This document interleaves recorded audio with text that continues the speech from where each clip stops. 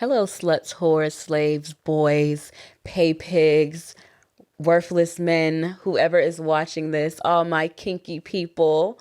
Welcome back to another episode of Dom in the City. I am Mistress Marley, your host. It has been a while since our last episode, y'all. I want to say, yikes, maybe May. Ooh, embarrassing to say that. I've been traveling, living my best life. That's why you haven't gotten an episode. I've been all over the world from Bali. I'm currently in London now on 3 hours of sleep maybe in my life. I'm here for the Femdom Ball. Y'all hear about that all the time. My guest today, y'all, is amazing. Very, very amazing. And before I reveal her, we're going to do our kinky word of the day because we haven't done one in a while. And I'd like to educate you guys while you are listening, watching, whatever you're doing during this podcast. So our kinky word of the day is trampling, okay? Why is trampling coming up? Me and Goddess Rue just talked about trampling over last weekend during our Femdom retreat that we had. It was a House of Domino retreat. We taught the girls how to do trampling. So trampling is a kinky act that involves the dom literally walking over the sub, like literally stepping on them like the worthless pieces of shit they are, okay? So with trampling, it takes a lot of balance. So trampling is not on my top 5 list of kinks because my balance is not that good. I end up falling off the subs and all this crazy stuff, but that's what trampling is. So if you're into trampling, if you're someone that likes to put your weight on people, trampling definitely works very, very well for you. If you are someone that just likes to see the sub squirm under your feet, literally, do trampling. But also when doing trampling, be very, very careful about the areas you're stepping on. So try not to step on the rib cage, try not to step on the neck. You just want to be very careful of certain areas. The best way to do it, in my opinion, is to have the sub laying on their stomach and you just walking on their back. All right. It's like a sadistic back massage. Jump up and down. Some subs like when you wear heels. So wear your heels. I know when we hear that, we're like, ouch. They like it. I love it. I get paid for it. Boom. There you have it. So let's get into our guest today, y'all. I'm just going to let her introduce herself and then I'm just going to just gush over her. Okay. So take it away. Hello, I am Goddess Gina. Some of you may know me as the Slumflower. I am a best-selling author of the Sunday Times #1 best-selling book, What a Time to Be Alone. Period. The creator of the viral movement, #SaggyBoobsMatter. I'm also a burlesque performer who goes by Goddess Gina, doubling as a dominatrix, and I am so happy to be on Mistress Marley's podcast. Funny enough, she was on my podcast, The Slumflower Hour, as my first ever guest, and it was such an incredible episode that we recorded together, and I'm so happy to be on Mistress Marley's podcast and be her guest for once in a while. That's what we call, all that y'all just heard, that's big goddess energy. We're going to call that BGE, big goddess energy. Listen to all the great things she just said. And this is another full circle moment. I know I talked about it on your podcast, but to know that going way back, I was following Goddess Gina on Tumblr. And this was y'all, this was maybe middle school, high school days, whenever Tumblr was popping, because Tumblr was a thing. People don't realize Tumblr laid the groundwork for a lot of these other sites or whatever. And I followed her on there, and I always followed her for her sense of fashion, the pictures and all of those things. And then I stumbled back upon you 2 years ago on Instagram. I was like, she's still here. She still exists. I was like, I haven't seen her in forever. And to see the work that you've been doing and how it just aligns with what I just do in life, I was instant follow, gotta follow back, whatever. And then I was like, I have to go on her podcast so I can fangirl at the same time. And to hear her say to me, no, I've been fangirling you. I'm like, no way. I discovered you, which I spoke about on my podcast, but I discovered you when I saw you at a homecoming event with a leashed old white male sub. You still... This is so fascinating to hear that you still get picked on the internet for that, because that was actually what made me discover you. And I thought, who is this powerful young black woman? I want to be involved in whatever is going on here. So I followed you and I kept up with what you were doing. And it was so beautiful to see that not only are you a woman who leashes men in your spare time when you want to, you're also someone that educates other ladies to be empowered, to stand in their truth, to also engage in dominance on their own terms. And I think that's so beautiful with what you do, with the classes that you run over on Patreon. I'm a subscriber. Over here in the UK, when the girlies are asking me, I want to be a dominatrix. I want to learn. How can I learn? Teach me. Like, I'm like, get out my inbox. I'm like, go to Mistress Marley. Don't ask me, girl. Because look, I would say that I'm in my first year of now taking domination seriously. I've been interested in it for the past 2-3 years, but I've kind of hung around and loitered on the outskirts because I believe it's so important for anybody who wants to go into kink. You need to do your research. You need to watch. You need to also watch. You need to be involved in the community.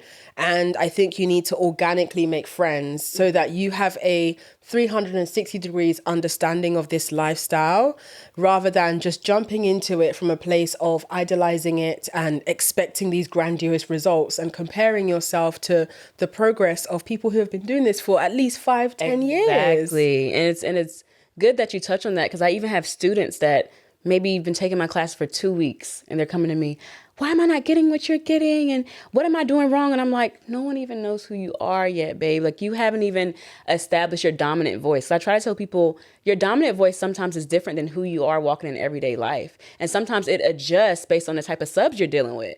Like, you might think like, oh, this is all I'm going to do, this. But then you might get in a setting with a sub where you see something that they're into and you like it. And now you have to switch kind of like your scope of everything. Because I came into this industry and I was like, I am absolutely not ever going to like do CBT, kick a man in the balls. I'm like, it just seems too much. And then I did it and I was like, it's funny you say that because that was me. I used to think, oh, I just like the idea of being mean to men. I like saying mean things to them on the internet or talking about men from a misandrist tone. Yeah. The idea of kicking a man in the balls just feels a bit too extreme. Like, am I going to make him infertile? Isn't it going to hurt? Yeah. And then similar to you, when I had my first experience of kicking a man in the balls, I enjoyed it and he enjoyed it too. That's the thing, they enjoy it. Like, when you see the rush that they're getting and knowing it came from you, like instilling that pain, it just does something. I'm like, keep doing it. I love it. And the thing is, it's like, when it comes to the idea of inflicting pain, it's on a spectrum, you know. There are some people who might feel comfortable with kicking a man in the balls, but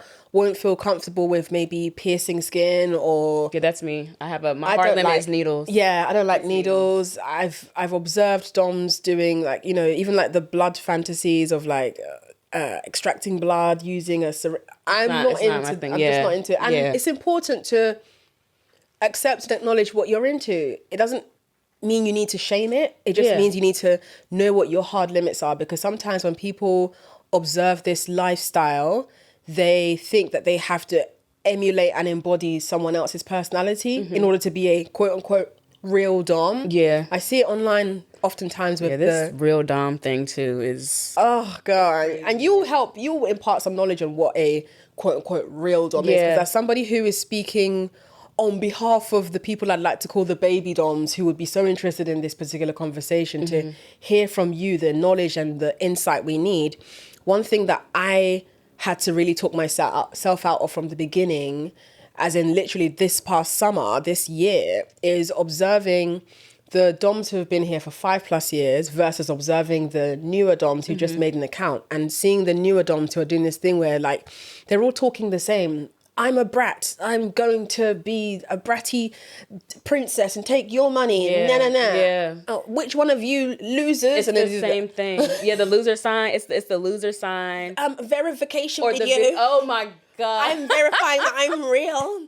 When they fall for the baiting tweets where these men have realized now, because femdom has become cluttered with people who are trying to get a quick cash grab. Exactly. Men have realized they can take advantage of desperate young and even older women, just desperate women, period. Yeah. And these men will make things called bait tweets where they'll post things like, I'm a desperate horny sub and I'm going to give away £1,000 to the first dom that... I tweeted about this. I tweeted like, that's why I'm like, are you in my head? Like, I literally tweeted about like the bait tweets of who wants dinner, who wants coffee. And then you have all the doms like posting their Cash App tags and stuff under the post. Desperate. You look like you're begging. And I'm like, if anything, what that does, and I'm going to talk directly to y'all with this, what that does, if anything, it allows other subs to see how desperate you are. Now they're coming in your inbox to waste your time. It's like kind of like a back call to the scammers, like when they see that.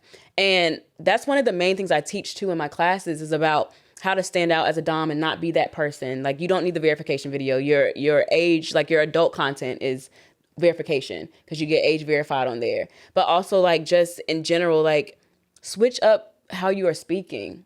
Your tweets don't have to be so generic. Yes. Like, what are the typical generic tweets that you think people are emulating?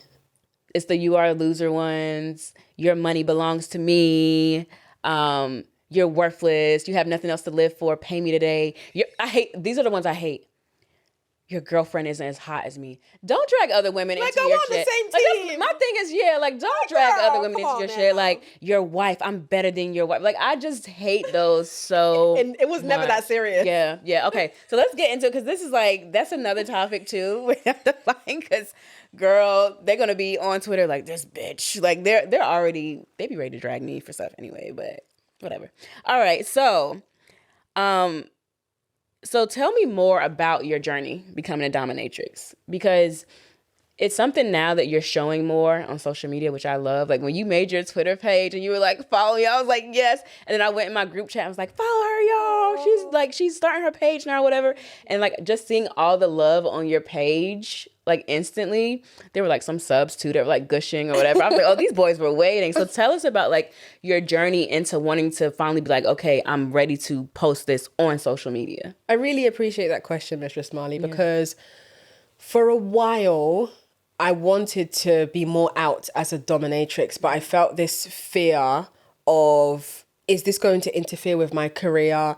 Are people going to perceive it with the stigma that is already imposed on sex workers, because femdom is sex work? Yeah, it is. Are people going to impose the stigma of sex work onto me and as a result judge me, and will that result in me losing opportunities or me being seen as someone that no one wants to be around anymore? And that was my own internalized shame that most women face in this world. But it was also me not recognizing that the amazing thing about femdom that separates it from other strands of sex work is that this is all about you defining and crafting your world on your terms. Mm-hmm. You're literally a powerful woman. Mm-hmm. And when I started to reckon with that, I accepted that, you know what, I'm already an established, powerful woman. And I'm already someone that is quite disliked for the vanilla work that I do anyway. And why I say I'm someone who's disliked for the vanilla work I do anyway is because the nature of what I've developed a reputation for is being a woman who's always been outspoken about the dynamics between straight men and straight women when it comes to dating. And I've always used my platform to encourage straight women, especially straight black women, to date more selfishly. So that's already made me public enemy. Mm-hmm. And so I felt this idea that, well, you know what, if people already don't like me, then I have nothing to lose. Like, let's go. That's my theory for a lot of things in life. And the only thing now I look back, I'm like, I wish I started sooner, because now that I've started to put myself out there more as a dominatrix, what I'm really loving is that I'm not in a rat race. And that's another thing that makes femdom such a powerful strand of sex work. It's not about doing it from a place of, I really, really have got to pay a bill by Thursday. If you're trying to do femdom for survival, you're better off finding another version of sex work. Because I say that for sex work in general too as well. Honestly. Like some people, like when you come into it out of desperation, it makes you vulnerable to scammers and people. Like, I mean, there's been times where I've had girls that I mentored that you could tell was doing it out of desperation. They're like, this sub wants to meet up with me, and we're like, okay, what's the screening process? No, I didn't do the screening process. I'm like, no, like, you know, because it could be life or death, you know. So yes, and for me, I'm so glad that I'm already in a position where I've got an established career. I make my own money. I have an audience of people who really love me and see the multi-dimensional aspect to who I am. And they are so supportive of me going into femdom. They actually really enjoy it. Right. I look at the comments, I'm like, yes. I'm like, just take all the hate out. All the hate, we pushing it down to the bottom and we just putting all the positive stuff up. Thank you, Mistress Marley. And another thing as well that I think you'll be able to share a lot of insight on is one thing that I found quite fascinating initially was the idea of this tribute fee thing. And it's such an interesting thing because a lot of people don't really understand what it is. It's just essentially, it's like you're buying a raffle ticket to be allowed to introduce yourself. It doesn't mean that you're... Raffle ticket. I love wait for your fucking number to be called. Yeah, if it's called. If. Like, I don't think people realize that. Yeah, like people don't, like people try to say, oh, you can just be bought with conversation. No, they pay that tribute, and then I decide if I'm going to speak to them, if I really am or not. Like, it's up to me. And I think some people can't grasp that concept either. Like, oh, well, you're saying you're getting paid for existing, but if I give you something right now, you'll talk to me. No, you could give me money right now and I'll block you. Now what? Now pay my unblock fee. You can pay the unblock fee and still stay blocked. And you could decide to change what the unblock fee is if Anytime. you wanted to. Anytime. And that's what I was saying about tribute fee. So the tribute fee is such an arbitrary, interesting concept because my tribute fee was £50. And for a while I thought, oh, if I make it £50, that's a bit expensive in air quotes. Who's going to pay £50? And for a while, nobody was interacting with me. And I was fine with that because I'm not doing femdom for survival. I'm doing this out of principle. Like, this is how I think the world should actually be. Right. And so one day, a sub paid me £50 to introduce himself. And he even bought me a ticket for a kink event that I usually go to called Club Pedestal, which is a femdom kink event in the UK. And after that, he ghosted. And I was like, oh, even better. And then another sub, maybe like 2 weeks later, also paid the £50. And on top of paying the £50 tribute fee, he bought this perfume from my wish list that I've been wanting for a long time. It was like £250. And that was all made in one purchase, the tribute fee and the perfume. And I was like, see, if he wanted to, he would. And after he did that, so me and him had a brief set of exchanges, but it didn't really go anywhere because he made up an excuse that how another dom that used to own him has come back and him and her are going to do therapy or some random shit. Or like I like to say, also known as, he got nervous. He definitely did. I mean, he confessed that he felt like he was punching above because he also knew of my vanilla work. He knew of my podcast. He knew me as the Slumflower. And that was part of the appeal, but that was also what made him anxious. And I just dismissed him and I've blocked him because he was still trying to like my stuff. And I was like, no, you're not liking you're stuff. Not getting access. Bye. Yeah. But after that, I decided, you know what? I've now increased my tribute fee to £100. And again, what's interesting about the tribute fee is that it's an arbitrary figure. You may have a higher tribute fee than someone else. Doesn't mean that you're worth more than another person. Exactly. It's an arbitrary fee that you decided to put as a reason for someone to decide, okay, if I want to speak to her, this is what I need to pay. I believe that she's worth what she said that she's worth for this brief interaction. It might be later down the line, I'll change it to £50 again.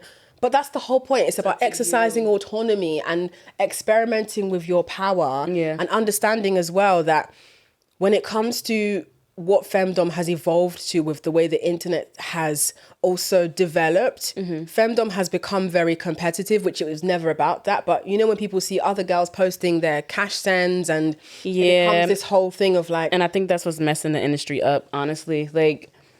the competition and the egos. And I always say that's why I don't do competition. I do collaboration. Like as a dom, how can I work with you? Like how can we work together and make this work and create amazing content together or just give each other advice or just be there for each other? And now it's just more so like fighting and bickering. Like on Twitter, I hate like femdom Twitter. Like I'm gonna be honest with you. I love the people I follow and the people I interact with. But the overall like conversation sometimes on femdom Twitter just come from a place of like, to me, it's a lot of baby dom shaming. And my thing is we all start from somewhere. So like you can educate without having them like making them like feel so stupid, you know? And I feel like I see that a lot. And I feel like it just needs to change in the community. Like I feel like we're losing the plot here. Like we have to keep it together. We're losing the plot. Like, I noticed something very similar happening in escort Twitter as well, which I find escort Twitter very toxic sometimes. I mean, I like going on escort Twitter. I love the watching pictures it. And the luxury. Yeah, like, but then sometimes I see them say really, because they get jealous of each other when someone posts a expensive wallet that a client bought them and he stuffed loads of cash in it as a way to present the cash, and then the girls are like, oh, you see the shade, right? Like the subtweets. Like, girl, it's never directly at the person, but you always see the subtweet. Yeah. And it's like, damn, like at the end of the day, we are all powerful women, and no matter what fee you decide your time is worth, somebody will pay. I saw someone, she goes by, this was a whole big thing as well that happened on Twitter, on escort Twitter. She's an autistic escort, and she put autistic in the name, in her Twitter name. Which makes sense because there are lots of people who are autistic, who are clients, who would find it easier to engage with her. Yeah. And there was this whole debate about, oh, why are you selling autism as a marketing? It's like, but we are all marketing ourselves. Personally, I think that was really smart of her. It works for her. But what was interesting about her and following her is that I've been seeing that she charges something like £20,000 for, I believe, like 48 hour fly me to you or something, something like that. 48 hour. That's what I saw. And some people were debating that's too high, but she posted recently that 2 clients after seeing the debate. And I'm like, period, girl. That's what I'm saying. Like the too high thing, like even newer students that are just like, I'm new. Should I be charging 50? I'm like, do what you like, charge. Like I always tell people, you know your bills. You know what you need in life to get by. Like, I don't know what you need. Charge. That's why the conversation about rates is always just so. But I'm scared if I charge, isn't he gonna get put off? Is he gonna get put off and go away? That's not someone you want anyway. Talking to you, like what? But I'm not as pretty as the girls who. Those I can't take. Those I can't take. Because my thing is like, I'm a girl's girl and I'm gonna try to make you feel good, but baby, get it together. The self-esteem, just try to bring it up some. As well, because I think this is what's so fascinating about femdom, and this is why I'm so drawn to it, is because every woman's beauty is unique, and I've observed that the people who have been in this for the longest, who have been the quiet highest earners, they look very normal looking. I'm not calling them ugly. I'm saying that these people who you might walk past on the street, you wouldn't do a double take because their face is just a normal face. Right. But you don't know that woman has the intelligence. Right. She understands a man's mind. She understands her mind. She knows what her needs are, like you said, and she knows how to ask for it. But also she understands that when it comes to femdom, the risk involved is if you're operating from desperation, you're risking your safety. But if you're operating from a place of, okay, I know what I'm doing, you're just risking your pride here and there in asking. He might say no, he might not have it. Or he might have it and give you double. Yeah. And now what? I mean, I think a great dom in general just knows their boundaries. Like, even me, like, I know when to not interact with people. Like, I will have men in my inbox ready to spend money, and I'll still be like, you just got to sit there. I'm tired. I've had a long day. I'm not running to talk to you because you're offering this amount of money. Just setting those standards, too. It, to me, like, to the subs, it makes them fiend even more. Like, damn, she really isn't trying to talk to me, you know? So... yeah. And another thing as well that I think that might be helpful for any doms who have just started out or who are considering it is one thing that really works for me is I use the things that are my interests to build the unique picture about me. So I'm a burlesque performer. Right. I'm also a pole dancer. And so those 2 things make me more interesting. Now, if you're a person who maybe you are a gardener and you put together beautiful flowers, you should post about that. Yes. You could even be like, session too, like you could gardening. Literally film yourself doing your flower arrangement, occasionally glance at the camera and be like, ugh. Yeah, like do your flower arrangements. And then you never know, you could get a sub who'll be like, I've been watching you for a while and I'm so amazed by your passion. I've just sent you some money. I know you said you wanted to do a florist course. Like talking about things that you want to do. Like this makes people want to help you because they find you beautiful. Yeah. When I talked about wanting to do film school, I had subs sending money for that. Like, you want for to do tuition. film school? Well, I got in, but hey. I had got in to NYU, but too much was going on. I was so busy. They're like, you have to be in class this many days a week. I was like, I gotta go to the session. I was like, I'm going to Paris next week. I can't make that. So it's still there, but like just to know that like subs donated towards that just from me saying That's it. Beautiful. And I never tweeted, I'm going to film school, send money for it. Never said that. I'm just like, going to film school, just generally talked about it. I think people forget, like, it's okay to talk about certain vanilla things on your sex work page as well, as long as it doesn't expose like important parts of your vanilla life, like your real name and phone number and family members and things like that. But it's okay to have personality. You're still a person. You're not a robot or a AI dom that's just putting out these like tweets, these generic tweets and stuff. Like, because like even when I scroll people's pages, I always tell newer doms, look at stuff from the eyes of a submissive. Whenever I'm tweeting and creating content and posting it, I'm like, I'm not posting it for other doms. I'm thinking if a submissive man was scrolling through my feed, how would this make him feel? Does he just want to read a bunch of tweets saying, hand me your money, give me whatever? Yeah, there might be some that want to do that, but for the most part, subs want to feel like they know you in a sense. Like, they want to feel like they have these little... They study every little thing. And I noticed that. Like, I'll have subs come in session and they'll mention something from, like, an old post, like a detail. Like, and I'll be like... You was paying attention? Like, I just posted it and go. Like, yeah. But, okay, so I know your social media, especially on Instagram, you get a lot of flack from like men, right? So same thing with me. Like even when I post on YouTube sometimes, one man yesterday told me that he was like, you're going to go to hell, and in hell is going to be all the souls of the men that sent you money. I was like, well, yeah, it's going to be a party then. I was like, yeah, and I'm going to look to my left and see you there or whatever. Like, so there's like, there's men that like to troll. But I want to ask you, do you ever get like women that troll you, like pick-me's or whatever in the comments that like can't grasp the concept? Because a lot of people don't realize like there's a lot of men that will put us down, but there are also women that do it as well. Like, and I've had that happen to me too. Like I've had to delete comments from under posts from like other women saying like, this is disgusting and stuff like that. So what's your experience? I experience a lot of women who don't like the things that I say, especially when it pertains to spending men's money. That's the thing that I think triggers women the most often. Recently, I had a lot of women coming at me because I went on a podcast and I was discussing why sex work and marriage have links. And a lot of the women who were engaging with the post that was posted on the podcast owner's page were very conservative Christian women who believe that marriage is about love and the Bible. And the conservative Christians, we love girl. And it's like they completely refused to acknowledge what I was saying in the sense that essentially like it's a transaction, it's an arrangement. Yes, there is a church that you go to consecrate this arrangement, but ultimately the way that that man engages with you and sees you is completely, entirely transactional.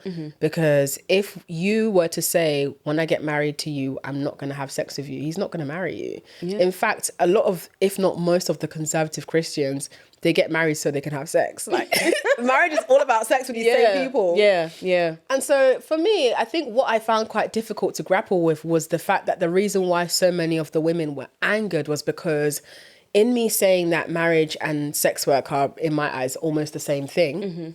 If anything, sex work is the most acceptable. If anything, marriage is the most acceptable form of sex work, in my opinion. What they found very discomforting was the idea of them being likened to sex workers, because a lot of women, especially conservative Christian women, they believe that marriage makes them the purest and the highest position of the apex of respectability, and sex workers are positioned by society at the bottom. So it's very, how dare you say that I'm nothing different to a sex worker? Yeah, that's what it is. That's what they're really upset about is being compared to a sex worker. But you are bartering, you are cooking, and you are cleaning, and you are rearing children in order for your husband to play the role of being a husband and loving you. Yeah.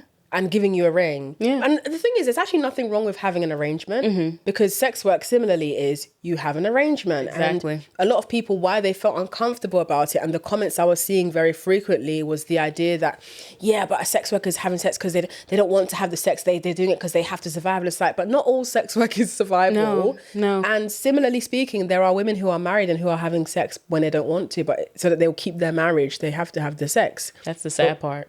We don't call that out, do we? No, we don't. Because we want to protect the sanctity of marriage, and we want to lean into the fantasy of marriage, because for women, we've been taught that marriage is our last stage of completion. And once you are a married woman, you are rewarded with that ring and with the title of wife. And you are now an honorable, complete woman. Yeah. When the reality is a lot of married women are unhappy, and there are sex workers who are having better sex than married women, who are getting more out of men than married women, and who have safer, more sustained lifestyles, and who have a lot more autonomy. Yep, more freedom. But people don't want to engage with that. They want to see all sex work is trafficking. They want to just talk shit about us. That's it. They want to say that it's trafficking. They want to say that the biggest one is her father wasn't in her life. I got that so... Oh my goodness. That was one of my YouTube comments. It was like daddy issues, lack of father. I said, my father's been in my life for 30 years. Girl. I said, he has my New York Times article hanging up in the house. Period. Like people be saying I've got daddy issues. It's like, actually, I'm sorry to disappoint you. My dad loves me very much. Very much. He knows I used to strip. He knows I'm a dominatrix. He loves when I give him the tea of what happened. Yeah. He's the first person I come to when I need advice on men. My own dad, who is a Nigerian man, told me I should not marry a Nigerian man because he says from his perspective of being a Nigerian man who's old enough to give me the lowdown, Nigerian men are not reliable. And if my own dad is telling me that, and if I'm able to have these kind of conversations with my own dad, exactly, that's not daddy issues. No, that's the biggest thing. Like they say, daddy issues, low self-esteem. Such low self-esteem to have enough worth to make sure a man sends you money before talking to you. Oh, you must really find yourself so ugly, don't you? My self-esteem is so low. I'm kicking this man on balls on camera and posting it on the internet. Like, come on. Like, come on. But, you need God in your life.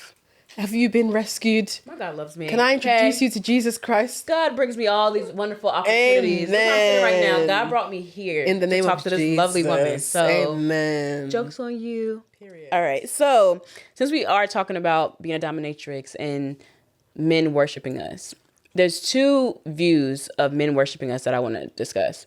So there's men worshiping from the luxury point of view, because some people can't understand the luxury of being spoiled with the trips and the money and the bags and things of that nature. But then also, too, I try to tell people men worshiping women is also spiritual. So, and also, y'all, it's Hoodoo Heritage Month. So shout out to all my African Americans that practice hoodoo. It is our month all October. It's good that it's in October, the spookiest month. We got it or whatever. But I feel like a lot of people don't touch base on the spiritual aspect of being worshipped by men.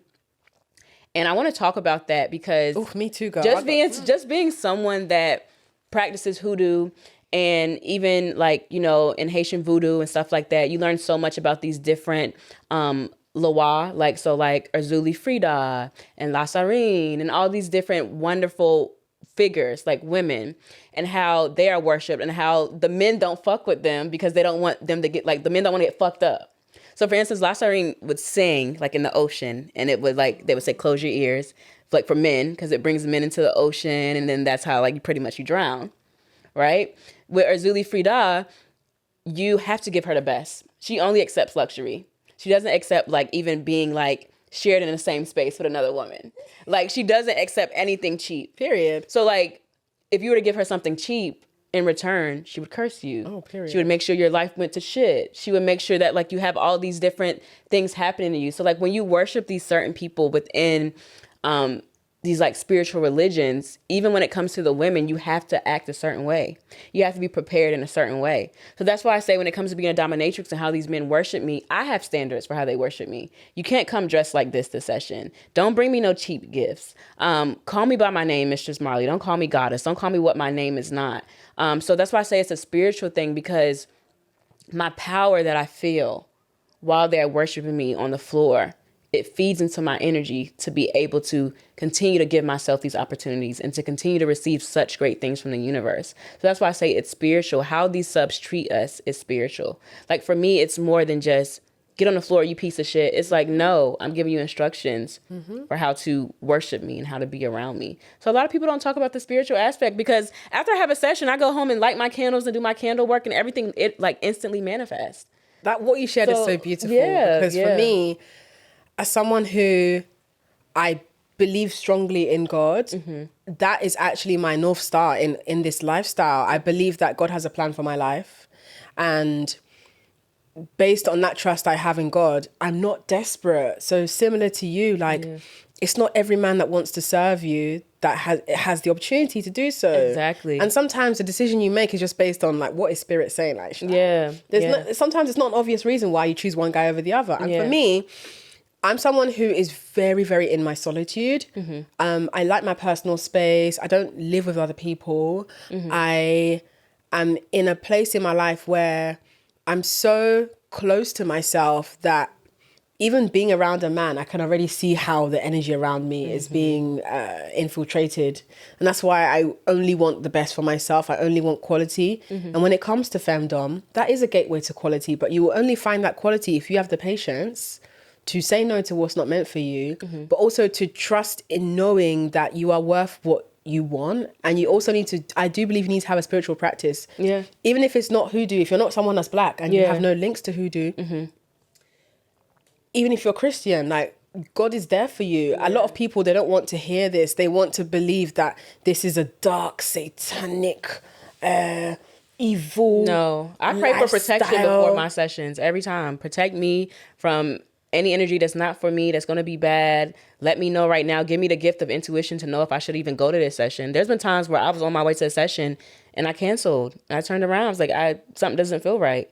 And then come to find out, the sub ended up being a piece of shit. Ooh, or maybe later I found out that they were on a blacklist or something like that. Like, yeah. Praise God. Yeah. And I think for me as well, it's like the misconception a lot of people have about dominatrixes is that we are far away from being loved. You know, they think we're using this to seek love. We are very loved people. I am very loved, and that's why I'm not looking for love. A lot of people, they want to have this belief, especially about me, that I am this like bitter, angry, lonely woman. Oh, you can't speak on marriage because you're not married. You can't speak on dating because you don't have a boyfriend. It's like, well, I can speak on these things because I am living in a society where I have the eyes to observe. And funny enough, the girls will hate to hear this, I have a lot of interactions with married men who give me their money. The money they're not giving you, they're giving to me. And if they're not giving it to me, they're giving it to another dom, unfortunately. And that's why you need to become a dom too. If you don't want to become a dom, start asking that man for money because somebody's getting it. This might make y'all upset, but a lot of the clients that come see doms are married men. And it is what it is. And These married men don't value marriage, so stop valuing it. Let me tell you something. Value yourself. They don't value marriage because some of them even use their marriage with their wife as a role play thing with us.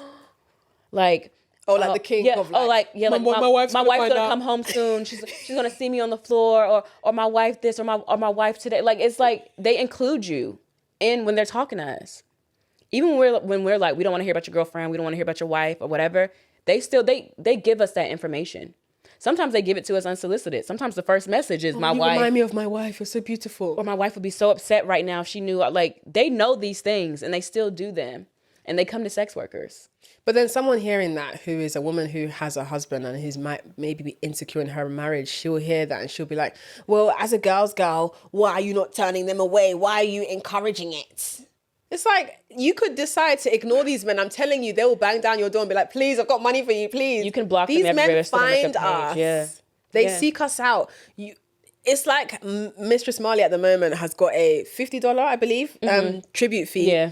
These married men will pay her tribute fee, buy gifts, and she'll still ignore them. And they'll still be, mistress, please. Exactly. Mistress, please. Someone's husband. And these are the men that women are fighting over. So you just come and join the bright side over here. Yeah. Become a dom on your own terms. You don't have to make pegging content if you're not comfortable with that. You don't even have to make any content that involves nudity or a naked penis present. You can just decide to make content where you're just brushing your hair you can be in your and ignoring. Pants. And I'm telling you, that's you exuding your dominance. And I wish more women... I wish more women understood that, like, there's a whole alternative reality waiting for you, but you're shackled to your own ideas that patriarchy has handed to you based on this idea of being a good woman because you're going to be rewarded. There is no reward. There's shock horror. There isn't. There's no reward whatsoever. Yeah. And I feel bad for the women who are clinging deeply onto patriarchal ideas of what a woman should be and polarizing themselves against women like us and believing that because they're married or because they have never ever asked a man for anything before that they're better than us and we're these harlots begging for money. Begging. Closed mouths don't get fed. If I need something, I'm gonna ask for it, and well, not even ask for it, I'm gonna tell these motherfuckers, and I'm gonna spend their money because why spend mine when I can spend yours? Word to Lil' Kim the Great. Like, come on. Thank you. And then most of the time when women do hear stuff about, don't ask men for money, it makes you look this way, or low self-esteem, or you look like a hoe, it's coming from men that are either broke or broken, or both. They don't even have their own shit together. You know how many men have approached me and like on Instagram that's like saying all this shit about me, and it never fails. I promise you, go to their page, they have a SoundCloud link in their bio. Or it says follow back. Exactly. Not about to be nobody's famous rapper out here. Got all types of SoundCloud links, got showing pictures of money that's probably not even theirs. Like, they just... That's the IRS money, girl. They always have a certain look to them. They always have a certain look. Or either they have no pictures at all. They're talking from an anonymous page. But that's another thing, too. Like, stop listening to broke and broken men. Like, just stop. Just stop. But what about love? Remember we talked about that? I love him. But I love him. No, like, stop. Like, stay away from broken men. That's my soulmate. Like, and, you know, we all learn in this life. And we, you know... And I've been through it before. Like, I've been with broken men before. Let me tell you. Like, my ex was not broke, but he was broken. to the point where being around him, my nervous system just felt so, like, and I'm very spiritual, so I feel things a lot. And like, he would even say certain things to me and I still wouldn't like listen to him. I was like, yo, you're broken. Like, I have to get away from this. I have to get away from this energy. But like, I say that to say to women, like, get away from these broken men. They will try to bring you down, especially if you're a woman of a certain caliber. Like, I've noticed that I've dated men before, and like even first date, when I've gone on the first date, you can feel the jealousy. Oh, I hate it, You can girl. feel the jealousy, and instantly I'm like, oh yeah, this person's getting ghosted. He's I about just to get go to the blocked. toilet and go home from the Yeah, toilet. I'm like it's the jealousy for me that's there too. It's like, you have to watch, like, evil eye is a thing, and like sometimes more men put evil eye on women than women on other women. Yes, I agree with that personally. Because broken men, first of all, are jealous because they're looking at you as someone that knows yourself. Oh, she's so confident, she knows herself, whatever. Then they look at themselves in the mirror and they don't know shit about themselves. And also because you're a black woman, and black men, that's why I found black men to be the cheapest. Yeah. Because they feel entitled to us for free. A lot of them think that because their beard lines up and because they wear Casablanca, that we should give them access for free. Yeah. They should be bumped to the front of the queue. Yeah. And when you don't give them special treatment, that's when you see the real misogynoir come out. Yeah. That's when you really see them become resentful and jealous towards you. Yeah. Because they're used to white women giving them special treatment just for being black, when they are okay with being fetishized by white women. Yeah. But the idea of a black woman positioning herself higher than a white woman in a black man's eyes is disconcerting. It's uncomfortable. Yeah. And that's why in the UK especially, I don't know how it is for you guys in the States, but in the UK, commonly, especially at kink events, it's more prevalent to see the black subs. They mainly give their attention to the white women. It's not as common for black subs to be very much like, oh, my type is black woman, I want to serve a black woman. Oh, it's definitely the opposite. In the United States, I need to go to the States. Well, I will say this. In the United States, there's more black dominant men at the parties than black subs. I will say Oh, that. interesting. Yeah, most of the subs be the white men or whatever. So like, even in New York, so like, I throw two separate parties. I throw the femdom parties and I throw the regular play and sex parties. At the play and sex parties, you're getting a lot of black men that come that aren't submissive. They're dominant, whatever, but they also know how to move with their dominance. They're not like ignorant, oppressive, dominant. yeah. Like they're dominant in the sense of education, kink Yes. education. They know how to touch someone the right way. Like, they make it look sexy. Whereas the submissive men are more so white. But when we do get submissive men that are black that come to the parties, they're all over the black women. Good, as they should be. You don't see them in there like, oh, I'm just gonna go to the. No, they're like, they come for the black women. So like, to hear that is interesting. Girl, I'm telling you, it's very common in the UK. The black subs, they have something for the white. But I think a lot of it comes down to, because the UK black experience is very different to the black American experience. Mm-hmm. The UK black experience, there's a... Whose phone is that? Not his phone ringing. He needs to, yeah. The UK black experience, there's a lot more assimilation to whiteness in the UK, because black people only make up about 8% of the population, whereas America is much bigger, and there are certain parts of America where it's literally largely just black people. Yeah. And so being on a small island like the UK and engaging in kink that already is quite shamed, and being a black person carrying internalized shame in a white population, largely so, a lot of the times when you look at black men, they're not critically engaging with their desires.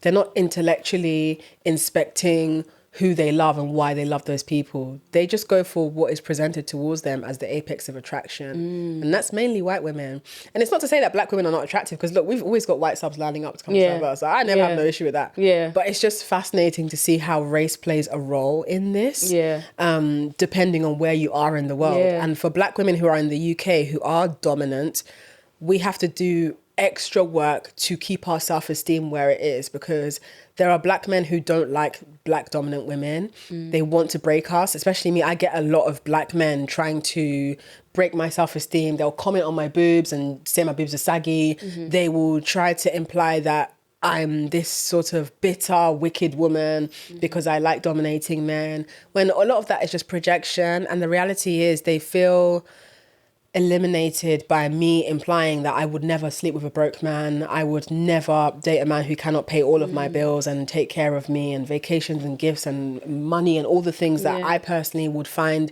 would make it worth it for me to be with a man. Most of these men can't afford to do that. And the idea of a black woman saying that, it's like, no, how dare you? You're like one of my sisters. You should just take whatever is given to you. Yeah. And that's the bit that's very uncomfortable to reckon with for both myself and for them. Yeah, because in the United States, I mean, don't get me wrong, you still get those men that are commenting under the post like, you know, this is stupid, whatever. But like most of the comments that I get from black men under my posts are mostly like, yeah, get that shit. Like you better put him on his knees, like stuff like that. Because for the most part, I mean, we still have black men in America that love their white women. But for the most part in America, black people are on the same page when it comes to white people. Like we're not really trying to be so much like them. Like you said over here, everyone's trying to like assimilate or whatever. We're more so just all on the same page. Like we over y'all. Like fuck y'all. Like we about to do all this stuff. Like we don't give a fuck. Like no, y'all can't come to our party. Y'all can't come to our spaces. Like we go to parties, we see white people, we be like, oh, we leaving. Like this is like whatever. Boo. Yeah. Like so mind you, the party we went to last night out here, like just walking in and just seeing. We were probably the only black people. Yeah. And like I saw at one point, when like this group of white women walked past these black guys in there, and the black guys was like, I'm like, what are y'all looking at? Like, it's not giving. Girl, welcome to the UK, girl. Right, I told you. And it's just like, girl, I told you. If you're trying to date, don't date in the UK. Yeah, please. But United States, it would have been like, damn. Like, it would have been, you know? So, like, I get what you mean with that. Like, it's, yeah. Like, we don't have a problem with black subs, like, not wanting us in America. Like, they be ready. Like, they ready to drop to their knees. They love, what I will say is they like specific types of kinks. Like what? Black subs love foot worship. They love ass worship. Of course. Face sitting. Yeah, face sitting. They're not really, the black subs in the United States are not really into being called names. As in like humiliation? Yes. And there's a part of me too where like, it's like when I'm calling them names, like I'm just super black power, super like everything black. Like it's different for me. Like, to look at a black man and say piece of shit sometimes. No, that's for the white man. Yeah. So, like, they're not really into that. They're not into, and a lot of them aren't into extreme kinks. Like, they're not going to do needles. You're not about to make them bleed. Or sounding. Oh, they're not going to do sounding. Now, they will do pegging. Yeah. Black men out there, and some of y'all going to listen to this, and I know the comments are coming. Y'all like pegging. Y'all try to act like y'all don't. And that's okay. But y'all do. It's okay, but stop trying to act like you don't. Because I've had plenty of y'all bent over before. Taking the strap. You doing the bending? Yes, I'm doing the bending. Okay. Yes, and I've also had black men like inquire about it. Like I like the ones that inquire and truly want to know what it is. Well, I love the education, like pegging. They're just like, you know, what does that consist of? Like, you know, what tools are used? And some of them will say like, I've wanted to do pegging, but ashamed. Like they'll tell me like ashamed, didn't want to be judged. Some of them like say they don't want to be seen as something they're not. But you can tell like the conversation is coming from a very vulnerable place. Those are the conversations I like having instead of the ignorant ones of like, pegging, that's stupid. He's gay. Like, you know, so I've gotten those comments too. So like, there are black men out there that want to be pegged. And I just want to say, I love you. We love y'all for being vulnerable and allowing us to have this power over you. Because people don't understand too, like the dom sub thing, it's consensual both ways. Has to be. So at the end of the day, it's like, I could want to do all these things to this sub, but if he says no, that's his right to say no. I think some people forget that too. Like some people see us and say, the biggest comment I get is, you made him do that. Why are you making these people do that? Why are you taking them? I'm like, no, but he's a mentally ill, vulnerable man who's giving you his money. You should know to say no. Why is everybody a psychologist? Or what do you think about this debate of people saying, well, this guy has given the rent money to me. What do you think? Don't you think that you should say no because that's his rent money and you should practice some ethical findom and you should not take a man's last money because you should know that he is too deep in subspace and you should put a boundary and say, no, pay your rent and then give me money out. You've seen that debate? Yes. I wish I would say, pay your rent, give it to me. Like, that doesn't even sound Bitch, we don't right. give that money. Like, that doesn't even sound right at all. But, like, why does everybody all of a sudden turn into a psychologist and a mental health therapist? The first comment people like to run to is, he's mentally ill.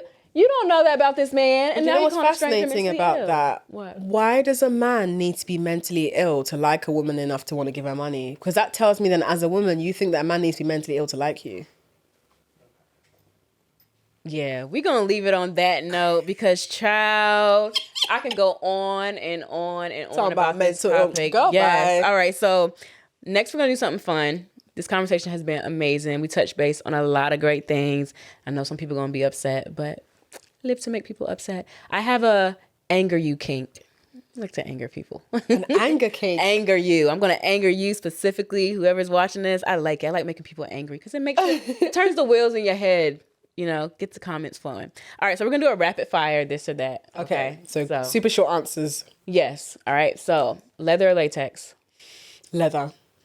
Chastity or pegging? Chastity. I want to know why. Wait, I want to know why on that. I know it's supposed to be rapid fire. Why do you like chastity? I like the idea of a man not being allowed to physically have a boner, but he's still turned on enough to be of service to me in full. I feel like putting a man in chastity is a total power exchange in a way. Yes, it is. And why I'm drawn to chastity is because it's a high expression of trust. I'm literally wearing the key to your dick. Yes. And something about that is just so romantic. Yes. And then having to like mail the key, especially if they're long distance, is amazing. And they have to ask permission. Can I bucket the shower? All right. Okay. Next one. Sadistic or sensual? Sensual. Okay. Sadism or masochism? Sadism. Okay. Do you like to be watched or watch? I like to be watched. Ooh. Yeah. I like to be watched too. I talked about that before. Right? Like, Duh. Especially because I like teasing. Like I like teasing men more than I like having sex with them. In terms of, I'm not saying I don't enjoy sex, but the idea of knowing that you can't. I like the build up. Yeah. I just love like, I'd rather a man watches me have sex with myself than just having sex with him and just being like, oh, it's done now. Like I like the idea of like him having like maybe his hands are tied and he has to watch, and then it gets to a stage where if we do eventually have sex with each other, he's gone through all of the stages to get and he's there. basically just like putty in your hand. Oh my gosh. All right, and last one, virtual domination or physical domination? Physical domination. You know, I'm leaning more these days towards virtual. In what sense? Of just like being online, like talking through Skype, like because I feel like, especially when they're fiending, like they want to touch you and you're saying all these things like you wish you were touching me right now, or I like making them lick the floor while they're on camera. Like I love doing that. Like physical for me, I think because I've been doing it for so long. You've been doing it for a while. Yeah, now. Physical sometimes can be like draining. Like people don't realize it. It can be draining, but yeah. I think what I like about physical is like the starstruckness of when they see you're actually there in front of them. It's like, she's really here. Yeah. And then you see them panicking. Shaking. Yeah. Sorry, mistress. We had a sub at our retreat just like serving the girls tacos, and the whole time he's like, I'm like, get it together, because these tacos are not about to fall on the floor. Like, get it together. But this has been great. This has been fun. Let everyone know where they can find you or something that you have coming up. I know you have a show coming up that I'm not. What could have been this week? Girl, I have sold out Leicester Square Theatre on October 26th. They gave me a second date, October 27th, which is pretty much going to sell out within the next week. So, but if you would like to find me and follow my burlesque and femdom journey, you can find me at the Goddess Gina _ on Twitter, or on Instagram, the Goddess Gina. But if you'd like to engage with my more vanilla work via my podcast and my books, I'm known online as the Slumflower. I have a podcast called the Slumflower Hour, where I encourage women to know their worth and act on it. Thank you so much for having me, Mistress Marley. Yes. I'm so glad. Like, this is my first episode back from whatever break. I take my own breaks. They don't make sense. She works my own break. Herself. Yes. But everyone... I have a lot of things coming up as well. On November 16th, I'm doing Goddess Brunch Charlotte. So I'll be in Charlotte, North Carolina. We are having brunch. We are whipping white ass. We are getting our reparations. We're doing all this in one venue in Charlotte. So November 16th, those tickets will be up pretty soon. I'm currently here for the Femdom Ball, so you guys will get all that footage on a vlog. Follow me on Instagram, House of Marley, HAUS of Marley. On Twitter, Eyes X on Fire. And with that being said, we are going to close out. Go be your kinky selves. Take this money. Step on these men. And don't feel bad for it. Period. We out. Bye. Great. It was so amazing. Oh my God. So many quotables.